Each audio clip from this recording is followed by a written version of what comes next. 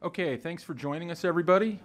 We've got Nebraska women's basketball coach Amy Williams here to discuss Nebraska's upcoming games in the Memphis Regional in the WNIT. We will go ahead and get started with questions, and then just to let all of you know to go ahead and post that you have a question in the chat, and I will take them one at a time. And then for players, we have Kate Kane and Isabel Bourne to follow. So whenever you guys are ready, we'll get started with Coach. And we will get started with Andrew Ward. Hey, Amy, I guess just what's the excitement level knowing that you guys are, headed back to the postseason for the first time in a couple of years? Yeah, Andrew, the excitement level is really high. I think we felt like we had a pretty good showing at the Big Ten tournament. We were playing pretty good basketball down there. That was an exciting tournament for our team, and the excitement level just being able to continue our season. I think, we've had some memories pop up in our social media from 1 year ago this time, and everything was really crazy. Our kids were locked out of our facilities, not able to even get into the gym to get shots up, things like that. So it has really helped create just a sheer appreciation for any opportunities that we have, all the opportunities this season, but continuing to play in postseason right now, and just the experience that is, it's pretty special. Brent Wagner, Lincoln Journal-Star. Yeah, with Sam Hybe, she's improved her scoring average by like 7 points to 17, even though she started last year. Also, I guess, how do you feel about how she's improved this year? Well, Sam's just a warrior, and just has continued to show that consistently throughout this season. And I think she had some special performances 1 year ago as a sophomore. She really carried us in an overtime win at Missouri and scored in the 20s, and had some great performances. But I think the biggest difference is her consistency, and to continue to be consistent and be that consistent performer for us when she's drawn a lot of attention, and people have been really keying on her and trying to collapse their defense, make life very difficult. And for her to continuously, consistently find a way to step up and perform, I think she's had a couple of games early in the season, the game-winning shot against Northwestern that, just some things that I think have really kind of continued to build her confidence and to show herself, as well as the rest of her teammates, our staff, and the rest of the country, that she's one of the best, and she's continuing to prove that on a consistent basis. When you say she's a warrior, what do you mean by that, or in what ways is she a warrior? I think she's a warrior because she takes a beating, and she does a lot of attacking the basket and taking a lot of contact, some of which she gets rewarded with free throw attempts, some of which she ends up on the ground and does not, and many times this year she's cramping, she's not always 100%, but you wouldn't know that by watching her and the way she continues to compete. And she's going to just hurry up and drink her electrolytes and get back out onto the court to try to help our team. I think she overcomes a lot, and she draws a lot of attention, and she just continues to find ways. And it's not just the point production, it's the way that she has embraced. We challenged her to really, be the leader on our team in rebounds. And she's taken that and embraced, and you can talk about the 7-point point production, but I want to talk about her improvement with rebounding. And, those are the kinds of things that, for me, make her a warrior. Kevin Suits, 10-11. Amy, going back to your comments last week and then already this morning, it just seems like you're not ready for this season to be done. Can you just speak to, I guess, the level of satisfaction knowing that your season gets to continue and you have a chance to play on here for maybe a few more games? It's really a special group, and the way that they get along and love each other on and off the basketball court. And I think this season we made a special focus on leadership in the program. We kind of had an application process and basically kind of hired 3 team captains that I think have just really done a great job of complementing each other to get the most out of this particular team. And it's very rewarding to watch that come to fruition and to be able to continue our season on. And sure, we certainly were hoping that was going to be in the NCAA tournament, but we know what a quality tournament that we're getting ready to head into, and we're appreciative of that opportunity. Thomas Cotto, Daily Nebraskan. Coach, Ashley Scoggin just recently was named a finalist for Junior College Transfer of the Year. I just wanted to know, how do you feel about her getting such a honor? Yeah, well, I'm just excited for Ashley because I think, she has overcome so much to just be continuing her basketball career with everything that she's been through. But the way that she has, as a transfer and a new player in this program, just seamlessly stepped in and found a way to really contribute and help us with, being a contributor from behind the arc, just point production, but also just embrace, defensively, whatever we need her to do, and working hard to become a better defender. And, she's just really stepped in seamlessly and played a huge role for this team. And so it's good to see her receiving some accolades for that.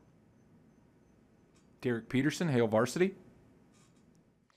Yeah, you guys are about a week removed now from that Maryland game. How have you seen your team kind of bounce back or respond to what was a tough loss when you guys had a lead in the fourth quarter? Have you seen the ladies kind of respond to that game? Yeah, I mean, I think their response was after watching Maryland then go and kind of just sweep the rest of that tournament, is that hey, we were right there, and just really knowing and embracing the fact that if we can be more consistent with our efforts, that we can be one of the best teams and cutting down nets in that tournament real soon. And so I think that we're pleased with our performance in the tournament, but we're not satisfied not being able to get over the hump when we have a fourth quarter lead. And that's exactly where I would like our team and our program to be, is understanding and really,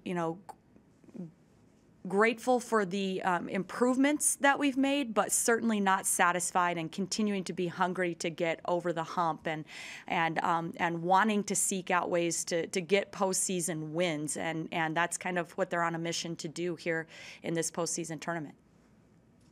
You guys are going to open with UT Martin, 17-2 in conference play for them, and played for their conference championship. What kind of ways are they going to test you and kind of challenge from a matchup standpoint?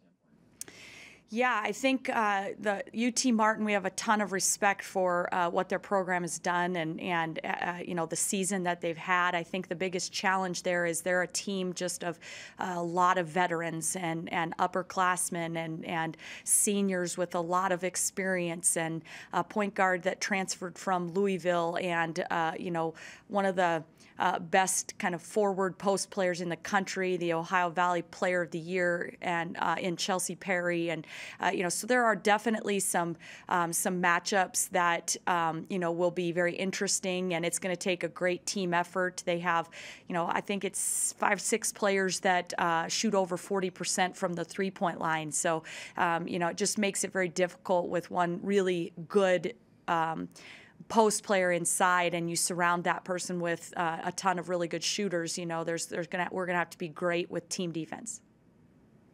Abby Barmore, World-Herald. Hi, Amy. You won the 2016 WNIT tournament with South Dakota. How is your familiarity with the tournament going to help you in these next coming games?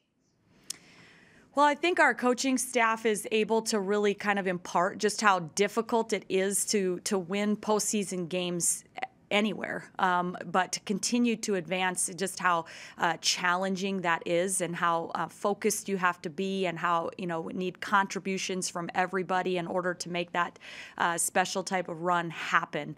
But this tournament Abby, is so uniquely different than what we were able to experience, in the fact that there are not home seeds, hosting on your home court. I mean, when we won the WNIT championship, 5 of our 6 games were played in our home arena in front of 8,000 screaming fans and sellout crowds, and it's completely and totally different with the 4 regions and 8 teams going, and so it'll be a unique experience for really all of us. Derek Peterson, Hail Varsity. You kind of gave an update on Ruby last night in your Sports Nightly appearance. I just wanted to make sure that I kind of understood correct. It seems like she's going to be out, but it seems like you guys avoided a significant injury with her. Is that accurate? We really feel hopeful that we have avoided the need for an extensive surgery of any kind, with Ruby. But at this point, it's really kind of just how does her body heal, and we'll have to just continue to take day by day and see how she responds.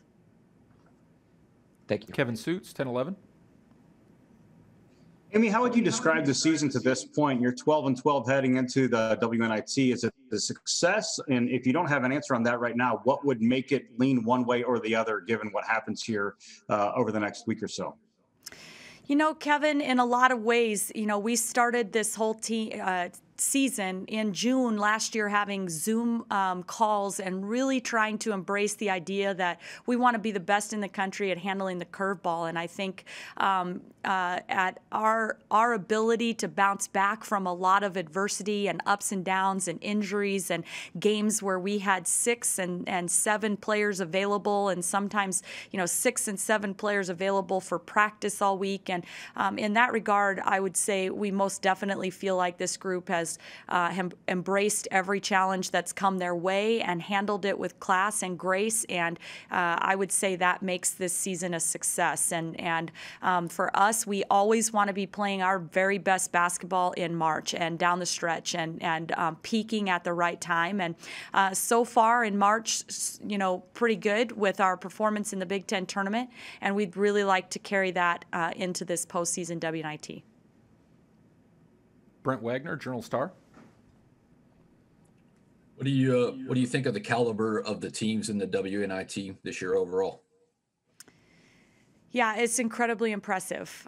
Incredibly impressive.